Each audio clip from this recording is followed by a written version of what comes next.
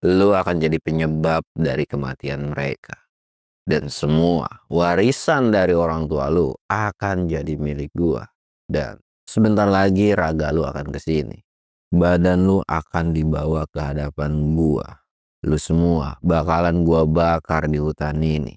Dan jiwa lu akan selalu gentayangan dan menjadi budak-budak mereka.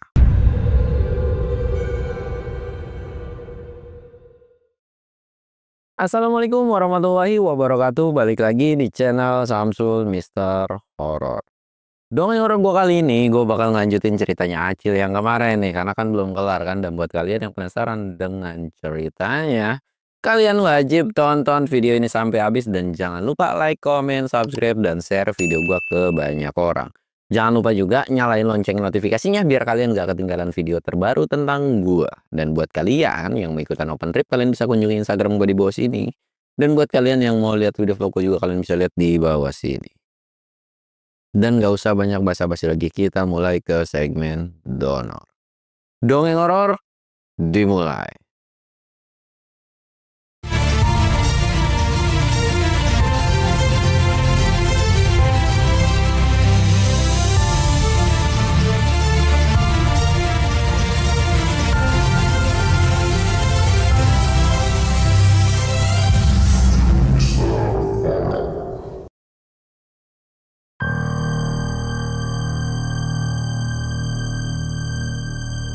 Oke cuy, sebelum masuk ke ceritanya, kita ritual kayak biasa.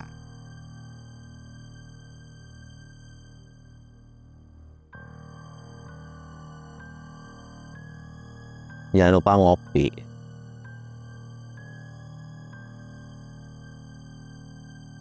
Oh ya, dari kalian kan ada beberapa yang bilang kan, banyak banget juga yang bilang, "Bang, kapan bacotnya, segmen bacotnya ada lagi?" Sabar lah ya, sabar.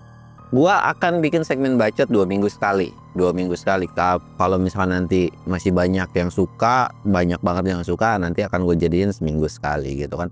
Jadi karena memang masih banyak, ya karena baru kali ya. Tapi nanti kalian juga akan terbiasa. Dan gue tuh juga lagi belajar untuk storytellingnya biar nggak datar, nggak rata begitu. Coba lagi improve lah ya. Dan semoga nanti ya lebih bagus daripada yang sebelumnya.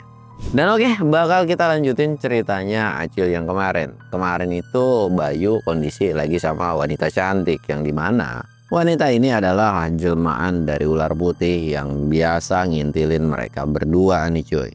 Di situ kan Bayu ini udah nanya kan, lu tuh siapa, tujuannya apa. Tapi si wanita ini tidak menjelaskan. Yang dimana wanita ini cuma bilang suatu saat kamu pun akan tahu. Tapi wanita ini juga menjelaskan bahwa tujuannya ngikutin mereka itu nggak punya maksud jahat, nggak punya maksud yang aneh-aneh, ya pure pengen nolongin gitu kan. Ya perihal nanti kalau misalkan dia butuh sesuatu pun, kalau memang mau bantu silahkan, nggak pun nggak jadi masalah. Singkatnya, akhirnya ketika mereka ngobrol tuh cuy, banyak obrolan yang dimana memang kita akan sensor. Jadi nggak akan gue kasih tahu nih, gue spill tentang obrolan mereka. Karena kalian biar ngikutin terus ceritanya Acil dan Bayu ini kan. Nah, dari obrolan itu tiba-tiba Acil ini bangun. Nah, ketika bangun, sosok Rati yang dimana jelmaan ular ini, dia tuh langsung ngejagain Bayu. Tangannya nih cuy, set, seolah tahu Ratih ini bahwa ada sesuatu hal yang nggak beres. Sedangkan Bayu kan nggak tahu apa-apa. "Wih Cil, lu udah bangun? Lu nggak apa-apa Cil, lu kenapa?" Gitu kan, kayak panik nanyain perihal kenapa temennya ini tadi bisa keluar darah atau muntah-muntah darah dan sebagainya. Tapi ternyata tatapan Acil ini benar-benar tajam. Bahkan keluar sebuah suara yang dimana itu bukanlah suara dari Acil. Suara itu bilang, "Kamu wanita ular, kenapa ikut campur dengan urusanku?" Wanita itu juga balik natap dan buru-buru bilang ke sosok yang masuk ke dalam Acil, "Pergi dari raga bocah ini, atau aku binasakan kalian sampai ke akar-akarnya."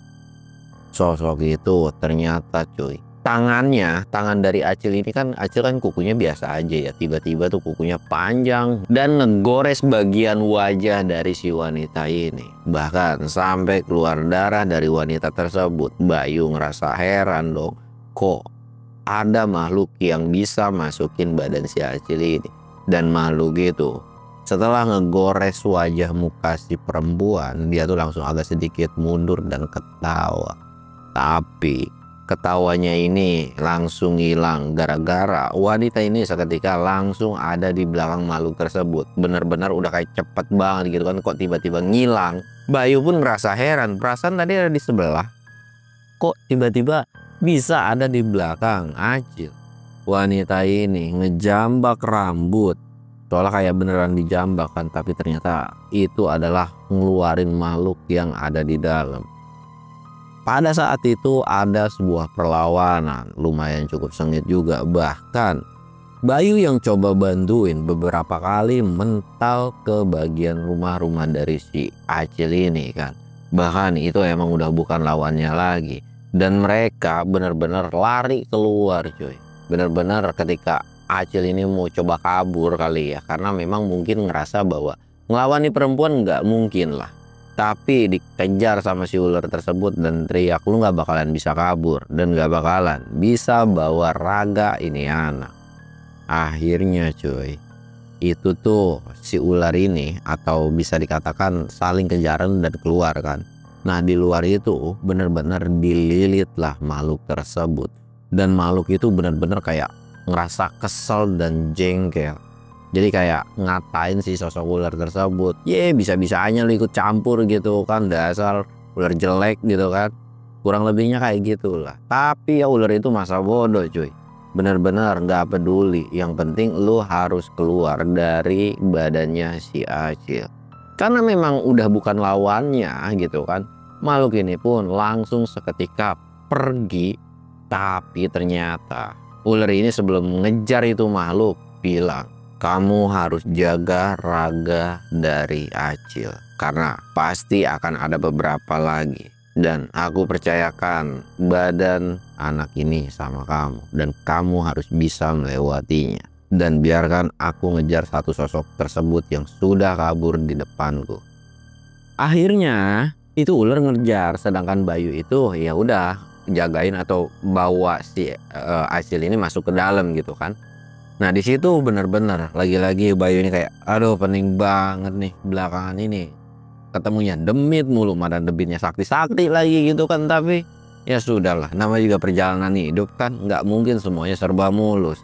Dan entah kenapa belakangan ini atau setelah masuk ke pesantren itu selalu aja mereka ini peka dengan hal yang gaib dan berurusannya dengan hal yang gaib terus. Tapi ya sudahlah, selama mereka bisa menangani atau Bayu pun ya punya ilmu untuk ngadepin itu semua, ya nggak jadi masalah. Yang penting ilmunya ini memang untuk tujuan hal yang baik. Akhirnya Bayu ini benar-benar ngejagain Acil. Banyak doa-doa yang dia baca. Memang pada saat itu ruangan di sekitar itu lagi-lagi berisik lagi. Soalnya memang ada yang mau masuk. Jadi makhluk-makhluk ini nih cuy, ini tuh kayak mau masuk terus bawa kabur Acil. Jadi soalnya kayak mau dipisahin atau mau dijahatin gitu kan.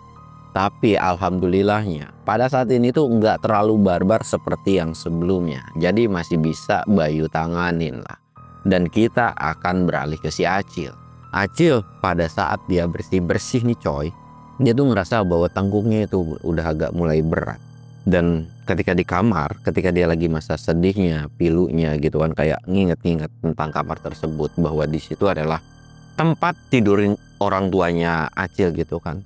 Dia tuh kayak nengok kiri kanan tapi selalu megangin tangkuknya aja. Nah sesekali dia ngeliat ke beberapa sisi yang dimana Acil ini ngerasa bahwa dirinya itu lagi diawasin. Bahkan Acil pun sampai ngomong sendiri, kok gua kayak ngerasa lagi diawasin ya, tapi nggak ada apa-apa kan. Apa jangan-jangan ini karena gua kangen aja kali ya sama mereka berdua. Ya semoga kalian berdua tenang di alam sana.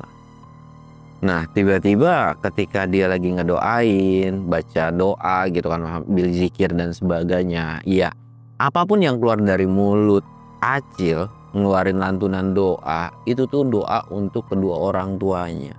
Tapi tiba-tiba cuy, di belakang itu benar-benar makin lama makin berat. Dan bahkan tengkuknya yang awalnya cuma berasa berat aja, itu seolah kayak ada yang nyengkram. Bahkan ketika mau nengok, Acil ini nggak bisa sama sekali. Nggak bisa sama sekali nengok kiri dan kanan. Dan karena dia nggak bisa nengok, dia tuh coba buat ngelawan kan. Ngelawan, dan yang dia lihat cuma bagian dari tangan seolah kayak siluet hitam. Dan kulitnya tuh kayak nggak jelas, absurd, kayak kulitnya ini kayak melepuh dan sebagainya lah ya. Di situ pun Acil udah kayak mau teriak tapi nggak bisa. Dia baca doa pun tapi nggak mempan. Dari arah depan itu kayak ada yang nonjok.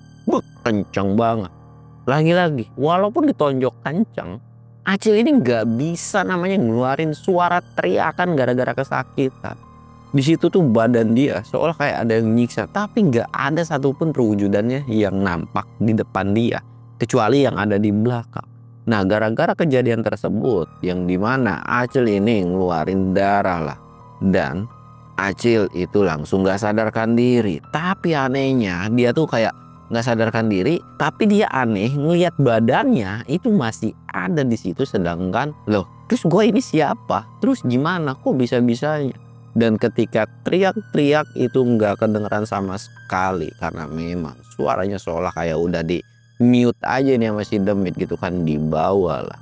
Wus, cabut tuh cuy, entah kemana. Ketika dibawa, Acil ini sebenarnya udah berontak untuk ngelepasin diri dari itu Demit. Tapi Demit itu kayak terus-terusan ngebentak, diam kamu gitu kan.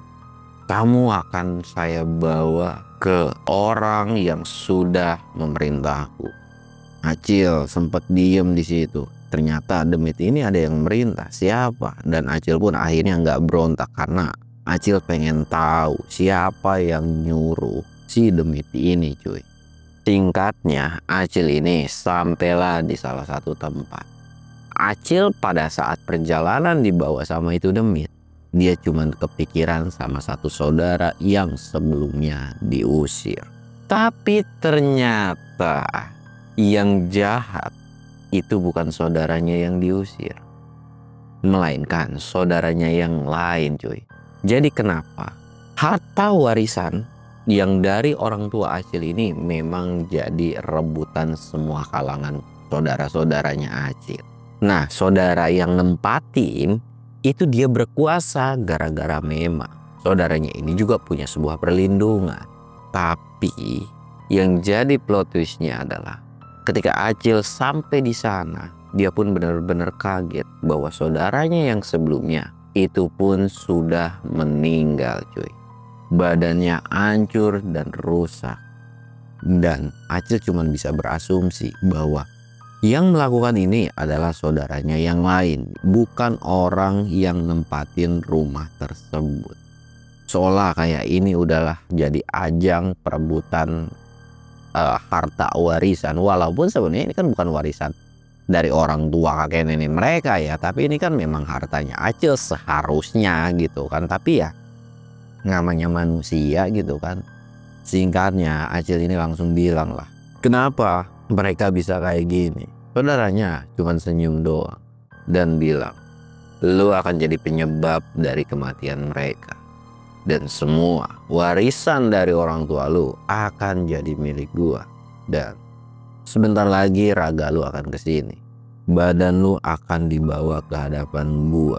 Lu semua bakalan gua bakar di hutan ini. Dan jiwa lu akan selalu gentayangan dan menjadi budak-budak mereka. Acil ini sempat kaget karena ketika dia nengok ke belakang, ternyata banyak banget jenis seragam daripada setan dan perdemitan. Acil mulai panik karena baru kali itu dia ngerasain hawanya dari para demit ini benar-benar kuat banget dan gak ada kesempatan lolos dari mereka. Acil mulai berontak. Acil coba ngelawan, tapi memang para demit-demit ini seolah gak bisa dilawan sama sekali. Ya bisa dikatakan ilmu Acil ini masih cetek lah. Acil cuma bisa diem. Acil benar-benar disiksa. Dan sebelum dibawa sama Demit ini, Acil ini benar-benar dicambuk. Bahkan bisa dikatakan kan Acil ini udah sukmanya doang kan, atau cuman jiwanya doang, tapi masih bisa dicelakai sama saudaranya. Sebuah keanehan yang pada saat itu Acil pun udah nggak bisa mikir lagi. Tapi Acil ya cuman bisa pasrah doang. Badannya dicambuk, ditendang, dipukul, bahkan ada benda-benda tajam yang digores ke bagian tubuh daripada Acil. Acil cuman bisa ngerang kesakitan, tapi anehnya udah disakitin, udah keluar banyak darah, tapi entah kenapa dia ini kok nggak mati. Karena iya gimana mau mati orang sukmanya gitu kan. Di situ pun Acil akhirnya diem, nggak ngomong apapun. Dalam hati Acil, ya Allah tolong selamatkan diriku, dan jika memang hari ini adalah ajalku, berikan keselamatan kepada 2 orang sahabatku. Dan di situ pun Acil cuman bisa nerimaan siksaan dari mereka. Dan kita akan beralih ke Bang Ali. Bang Ali ini ngejar kan. Bang Ali ini tahu bahwa jiwanya atau sukmanya dari Acil ini itu ada yang bawa. Dan harus segera dikejar. Kalau terlambat bisa-bisa Acil memang udah nggak hidup lagi. Dan semoga saja semua waktunya itu bisa secepat mungkin. Tapi perjalanannya ini benar-benar nggak lancar cuy. Karena pengejaran Bang Ali ini benar-benar ke suatu daerah atau ke suatu hutan. Yang dimana ketika mandang hutan tersebut pun Bang Ali itu sampai ngebergigit ngeri. Tapi seolah ada sebuah bisikan. Dan suara ini memang suara yang gak terlalu asing. Yaitu suara Abah. Percaya dan yakinlah bahwa apa yang ada di hadapanmu semuanya bisa dilewati asal kamu yakin dan percaya kepadanya. Bang Ali cuma tarik nafas, terus lari sekencang-kencangnya masuk ke hutan itu. Dan ketika masuk ke dalam hutan itu, Bang Ali itu langsung ngawasin situasi sekitar. Dan tiba-tiba dia ini dihadang, entah manusia atau setan yang ada di depannya.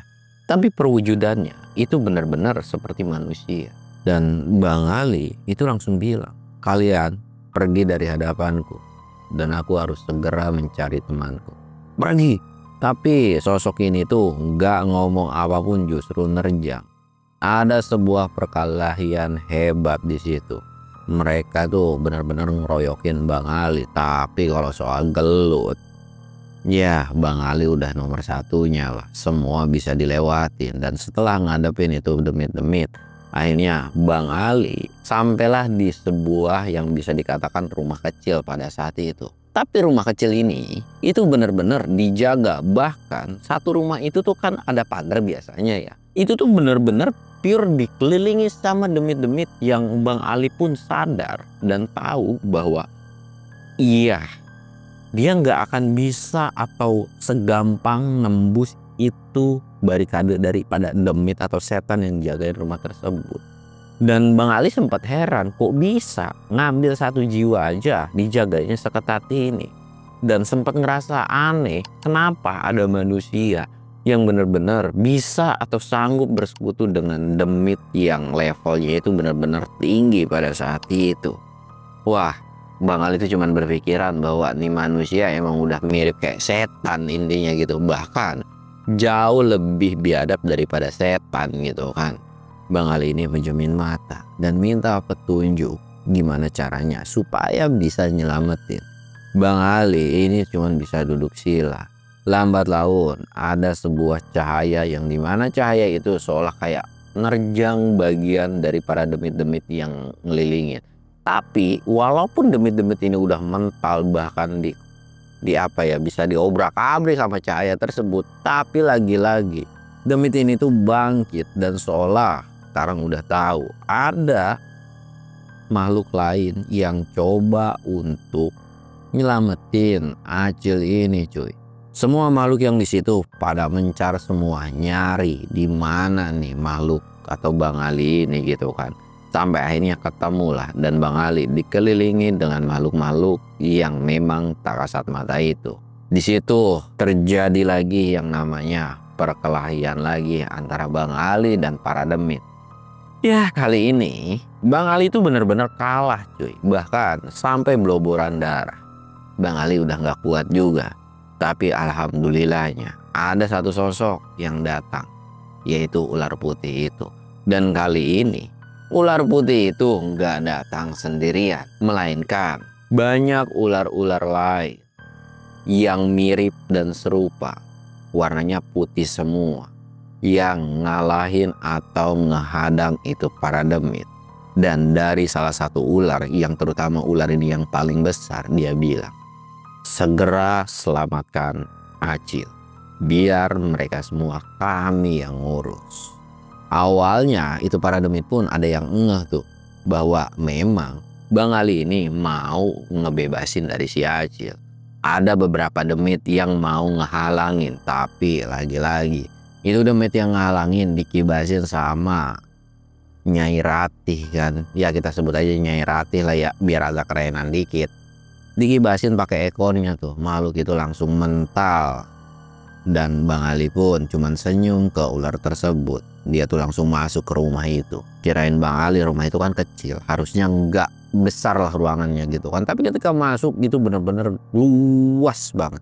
Entahlah kenapa rumah sekecil itu dalamnya kok bisa luas. Bahkan jalan kaki aja harusnya berapa langkah itu udah nyampe ke ujung rumah gitu kan. Tapi ini ketika dia udah masuk jalan terus gitu kan. Dan di sana pun ada sebuah teriakan kayak ketawa. Dan ada sebuah rintihan juga kayak rintihan kesakit. Sakit. Tolong. Suaranya tuh benar-benar lirih banget. Dan Bang Ali pun tahu bahwa suara lirih itu berasal dari Acil. Ali ini udah ngerasa kesel banget karena ngelihat Acil yang dimana itu benar-benar udah nggak karuan. Dan setan atau demit yang ngapa-ngapain si Acil ini tuh jauh lebih sakti daripada yang di luar atau yang dihadapin Bayu. Dan yang bikin kesel adalah ada manusia yang tega dan berani bersekutu dengan demit yang kelasnya itu udah tinggi banget nih. Sempat dari saudara Acil ini kayak ngerasa kesel kan, karena lu ngapain ikut campur dengan urusan keluarga ini. Tapi Ali ini masa bodoh dengan sosok-sosok pengganggu dan saudaranya dari Acil ini. Karena kan sebetulnya memang Ali pun nggak tahu kan siapa gitu. Karena ketika masuk terus ngelihat ada saudaranya yang sebelumnya di rumah si Acil ini kan kayak seolah-olah ini siapa gitu kan. Tapi nggak peduli lah dengan siapa orang yang ada di depannya ini.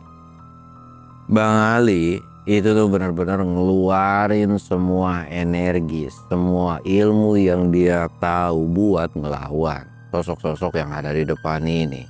Kemarahan dari Bang Ali itu nggak bisa ngebuat dia ini tumbang. Bahkan nggak ada satupun yang bisa nyentuh badan dari Bang Ali ini cuy. Semua porak-poranda tuh sama Bang Ali. Dan bahkan ada jeritan lolongan dari para demit, seolah kayak ngerasa kesiksa banget. Dan ketika semua yang ada di dalam itu udah kocar kacir kecuali Ali dan jasad-jasad dari saudaranya Acil ini cuy, itu semua udah pontang-panting keluar kan. Ali ini langsung buru-buru nyelamatin Acil lah. Dan ketika diselamatin, Acil ini sempat pamitan, "Bang, maafin gua, kayaknya gua udah nggak kuat lagi dan makasih udah nyelamatin." Di situ pun seolah udah ada kayak perpisahan, tapi Ali ini benar-benar nggak ngomong sepatah kata pun. Apa iya Acil ini bakal meninggal cuy? Ali itu langsung buru-buru keluar karena ketika ngecek saudaranya atau keluarganya ini benar-benar udah nggak bernafas sama sekali. Dan ketika di luar itu pertempuran masih berlangsung antara pasukan ular putih dan demit-demit yang memang bersekongkol. Tapi ternyata memang sih pada saat keluar itu didominasi sama si ular putih ini cuy, sama pasukannya. Nah di situ tuh rajanya atau Ratih ini yang pada saat itu berubah jadi ular itu tuh ngejar satu yang bisa dikatakan saudaranya. Tapi ya saudaranya ini kan bukan lawan dari si ular putih ini kan, karena dia pun berkuasa gara-gara dia bersekutu sama setan lain gitu kan. Nah karena si setan ini pun atau demit ini pun ya kocar kacir kabur, nggak bisa ngelawan lagi karena udah habis-habisan sama si Ali dibantai gitu kan. Sampai akhirnya si saudaranya ini tuh benar-benar kayak minta tolong, minta ampun supaya dilepasin. Tapi yang nggak bisa. Pada saat itu pun Bang Ali secara kesel kayak nggak bilang secara langsung sih, tapi lebih ke ini manusia mau diapain kalau kata ular putih. Tapi Bang Ali tuh udah kayak nggak menghiraukan karena dia tahu kondisi Acil yang memang udah bener-bener diambang kematian atau mungkin udah mati juga kan. Dan seolah tahu tandanya dari Bang Ali itu kayak gitu kan, ular ini tuh langsung ngebawa manusia itu ke dalam rumah lagi. Dan entah apa yang terjadi sama manusia itu atau sama si saudaranya dari si Acil ini gitu kan. Sedangkan Bang Ali itu tuh ngerebahin, bener-bener direbahin gitu kan, ngerebahin si Acil. Terus Bang Ali ini nangis. Dan kenapa hidup lu bisa tragis kayak gini, bener-bener nangis banget. Soalnya kayak udah nggak ada nih tanda-tanda kehidupan dari si Acil ini. Sedangkan tiba-tiba rumah pun seketika kebakar tuh cuy. Rumah yang kecil itu kebakar, dan dari dalam rumah itu ada teriakan minta tolong, yang dimana teriakan itu seolah dari saudaranya si Acil ini. Dan karena memang energi, tenaga, kekuatan dari Bang Ali ini seolah kayak udah lemes, dia tuh cuman bisa nangis sambil natap ke si Acil kan. Terus tiba-tiba Bang Ali pun jatuh pingsan. Kira-kira apa nih cuy yang bakalan terjadi? Kita akan beralih ke Bayu. Bayu kondisi pada saat itu lagi duduk santai, lagi ngelamun aja. Entah apa yang dilamunin, tapi ternyata cuy yang dilamunin itu adalah lagi nungguin kedua sahabatnya itu pada siuman. Ternyata Bang Ali ini alhamdulillah selamat, termasuk si Acil juga selamat. Benar-benar keduanya ini selamat lah, dan gak ada adegan sedihnya dulu nih cuy. Nah akhirnya ketika nungguin berhari-hari, karena pingsannya ini kan berhari-hari gitu kan, singkat cerita Bang Ali dulu yang siuman dan langsung manggil nama-nama Acil kan. Cil, Cil lu di mana Cil? Cil lu di mana? Bayu itu udah bang tenang, lagi istirahat, dia masih nggak sadarkan diri. Di situ pun Bang Ali itu pun kayak ngerasa seneng dan terus meluk Bayu gitu kan, soalnya kayak alhamdulillah itu bocah masih selamat gitu kan. Kalau misal nggak selamat gimana pertanggungjawaban gua sama Abah? Ya memang itu bukan suatu kewajiban juga yang harus nyelamatin si Acil sih, tapi tetap aja kan tanggung jawab ya tanggung jawab. Alasan Abah nyuruh Ali ikut itu karena untuk ngejagain mereka berdua juga. Tapi ya mau gimana, semua juga ada jalannya gitu kan. Dan selalu aja untungnya nih nggak telat sama sekali. Dan setelah 1 minggu akhirnya Acil ini bangun. Orang kalau habis sakit kan biasanya ini enggak, langsung teriak-teriak, ampun, ampun, sambil ngeraba-raba badannya. Bener-bener melek tuh bocah cuy. Bener-bener kayak, lu siapa? Lu siapa? Digambar sama Bang Ali. Sadar lu, siapa? Lu nggak tahu nih siapa? Kirain gue udah mati bang, maaf ya kan. Soalnya gue tadi mimpi apa lu? Jangan bilang lu mimpi ketemu naga. Ya kagak sih bang. Ya begitu dah pokoknya. Terus tiba-tiba Acil ini nundukin kepalanya. Seolah ada sebuah kesedihan yang dimana dia tuh kok bisa beranggapan kayak kok keluarga gua kayak gini gitu kan. Terus akhirnya Acil ini bilang ke Bang Ali, bang, terus saudara gua gimana? Bang Ali pun cuman geleng-geleng kepala doang saat itu, seolah dia pun nggak tahu. Terus Acil juga bilang, terus kemarin kita itu di mana?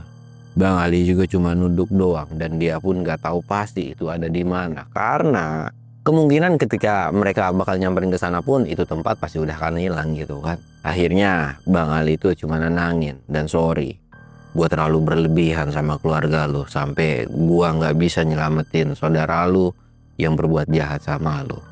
saudara lu dibawa sama ular putih dan entah apa yang terjadi sama mereka. Sedangkan saudara lu yang lain juga semua nyawanya udah nggak bisa tertolong. Bahkan gue pun nggak tahu mereka sekarang ada di mana. Acil pun ngerasa lega dan nggak perlu ada yang disesali sama Bang Ali atas kejadian tersebut, karena memang sebetulnya keluarganya ini sudah kelewatan batas. Sampai akhirnya Acil pun menceritakan kronologinya. Dulu keluarganya Acil ini bisa dikatakan orang kaya lah cuy, orang serba ada kan. Tapi makin kesini ketika saudara-saudaranya dipekerjakan gitu kan, tiba-tiba mereka tuh mulai ada gelagat-gelagatan nih. Bahkan Acil pun merasa bahwa banyak sekali gangguan-gangguan demit pada saat itu. Cuman ya Acil mah udah tahu sendiri kan, emang penakut dan sebagainya. Kirain Acil tuh cuma sebatas gangguan hal biasa. Tapi ternyata kok kesini-kesini orang tuanya itu jatuh sakit dan puncaknya adalah tiba-tiba meninggal. Padahal sebelumnya itu udah berobat, mulai dari berobat ke dokter, terus berobat ke orang pintar gitu kan. Tiba-tiba sembuh, terus tiba-tiba besoknya itu langsung kayak udah sehat walafiat, tiba-tiba tok meninggal gitu aja. Acil itu sebetulnya udah beranggapan bahwa ya ini tuh ulah-ulah dari orang yang sirik, dan Acil pun sebenarnya udah berprasangka sama saudara-saudaranya. Ketika meninggal orang tuanya ini, saudara-saudaranya tuh udah banyak banget yang pengen harta dari si Acil ini. Tapi karena pada saat itu Acil masih hidup, otomatis warisan itu jatuh ke tangan anaknya.